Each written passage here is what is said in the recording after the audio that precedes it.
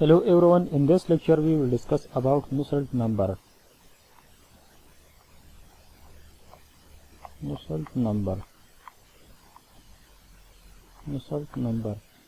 number is denoted by Nu. It is very important dimensionless number in the heat transfer. And the Nusselt number is the ratio between convective heat transfer to the conductive heat transfer. Nusselt number is nothing but it is the ratio between convective heat transfer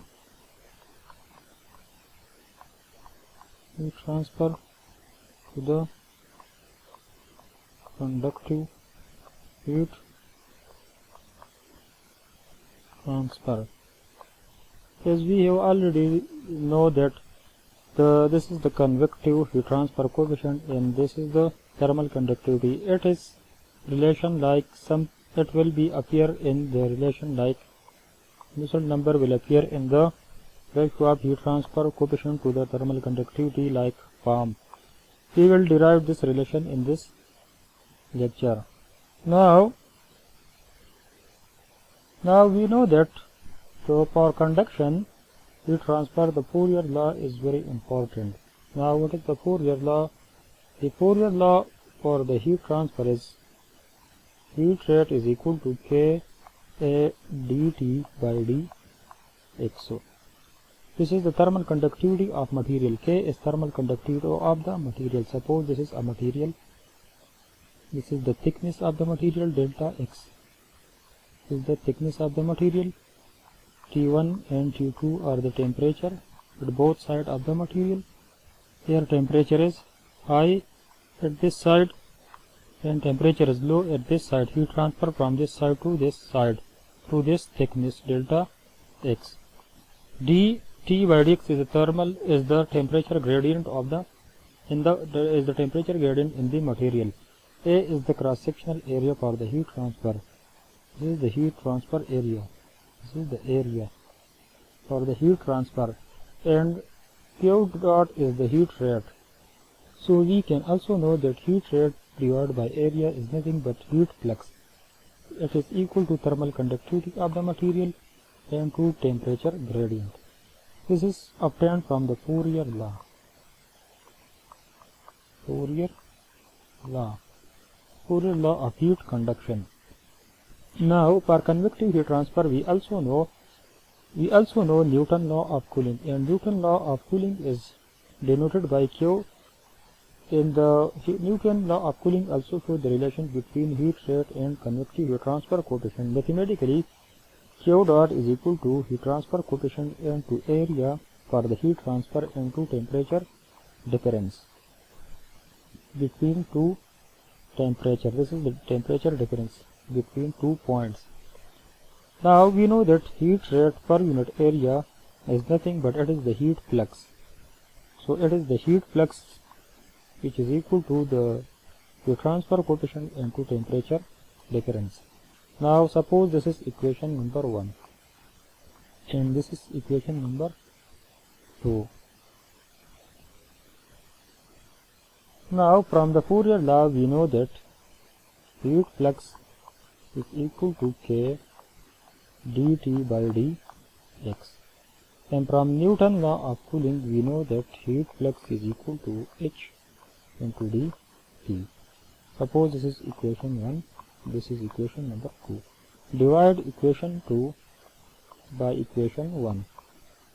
We will get 1 is equal to H dt divided by K dt into dx. This cancel with this, it is dx divided by thermal conductivity is equal to Nusselt number, which in this case Nusselt number is 1. When Nusselt number is 1, it shows favor conduction heat transfer. Now Nusselt number show the relation between heat transfer coefficient and thermal conductivity. When thermal conductivity is high, Nusselt number will be small. When thermal conductivity is small, Nusselt number will be high. So when conduction heat transfer is high, Nusselt number will be small. When convective heat transfer is large, Nusselt number will be When convective heat transfer is large, Nusselt number will be high. When convective heat transfer is low, Nusselt number will be small. So Nusselt number is the ratio between convective heat transfer coefficient and conductive heat transfer coefficient or thermal conductivity. When convective heat transfer is high, Nusselt number will be high. When convective heat transfer is low, Nusselt number will be small. When thermal conductivity of material is high, Nusselt number will be small. When thermal conductivity of material is small, Nusselt number will be high. So it is the ratio between the transfer coefficient and thermal conductivity of the material. Now, what is the physical meaning of Nusselt number? Suppose we have a fluid layer. Suppose this is fluid, stationary fluid layer. Suppose this is stationary fluid layer placed on some stationary surface. Stationary fluid layer placed on some stationary surface. Suppose the temperature of the surface is T2, which is very high. The temperature here is very high. It is a hot surface. Suppose temperature here is 100 degree C. Now this is the stationary fluid layer. So suppose here the air velocity is very small. Suppose this is air, and air is flowing very slowly. The air velocity here is very small. So in this case, this temperature at this side is very high, and this is the stationary fluid layer. So only the heat transfer take place. So the heat will transfer from the lower surface of this stationary layer to the upper surface of the stationary layer by conductive heat transfer. When there is no air, or when there is no high velocity of air, or when the velocity of air is very small in this place, then for the transport of heat only one process will be important, and the heat will transfer only in this case by conduction, and the heat will transfer from this lower surface of the fluid layer to the upper surface of the fluid layer by only favor conduction. So in this case, the heat transfer will be taking place by conduction in the absence of air, or at very low velocity of air. So here we will use the Fourier law of heat conduction, which show that heat flux is equal to thermal conductivity and temperature gradient. Suppose this is dx is equal to length of the fluid layer, stationary fluid. This is the length of the fluid layer. Suppose dx is equal to L in this case. Now if we increase the velocity of air, suppose the velocity of air suppose it is 30 meter per second. Suppose velocity of air, and suppose the temperature here is T infinity. Suppose it is room temperature or 25 degree C. Now in this case, the velocity of air is very high, so the fluid molecule or the heat will transfer in this case by the fluid or the air molecule. The air molecule in this place, the air molecule will transfer the heat from this surface. So when we increase the velocity of air, then in this case convective heat transfer will also take place, and the heat will transfer from the upper surface of this stationary layer to the fluid which is flowing in this direction. So the heat will transfer by convection from the upper surface of the stationary fluid to the fluid or air molecule, and the air molecule will transfer some heat from the upper surface of the stationary layer by convective heat transfer. So in this case we will use the Fourier law of Newton law of cooling, which show that heat flux is equal to heat transfer coefficient and temperature difference. So in this case,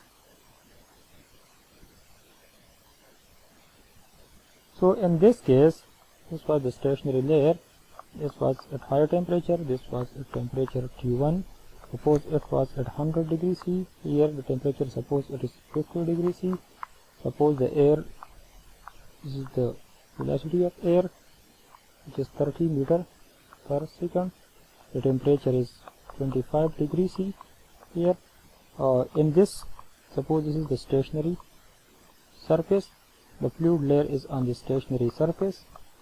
When the velocity of air was small, only conduction was taking place, and it was obtained by Fourier law, which was k dt by dx. Dx was equal to dl. Suppose this is d. Suppose this is L, length of the stationary fluid layer, or the height of the stationary fluid layer.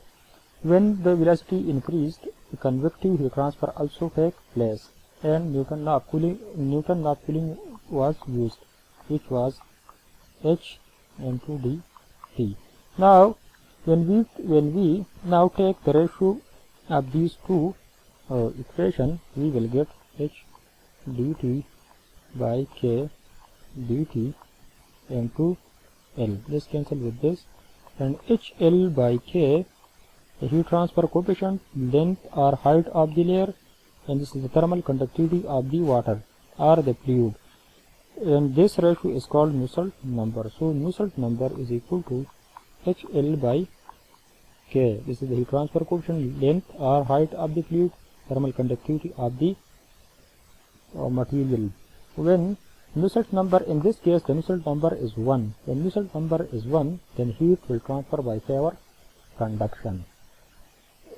This Nusselt number is very important in the designing of heat exchanger and evaporator. Similarly, we can use this Nusselt number in the external flow heat transfer, internal flow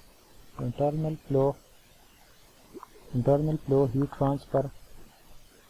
We can use it the heat exchanger designing, heat exchanger and evaporator designing.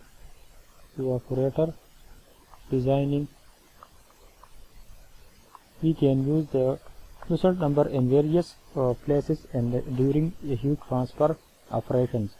So we can use the Nusselt number in various places like heat exchanger designing, in the internal flow, in the channel flow, and the heat transfer equipment designing. We can use, during the designing of various equipment, we can use the Nusselt number. And the Nusselt number is also a function of other number like Reynolds number, Prandtl number. Nusselt number is very important in the heat transfer analysis, and it is a dimensionless number.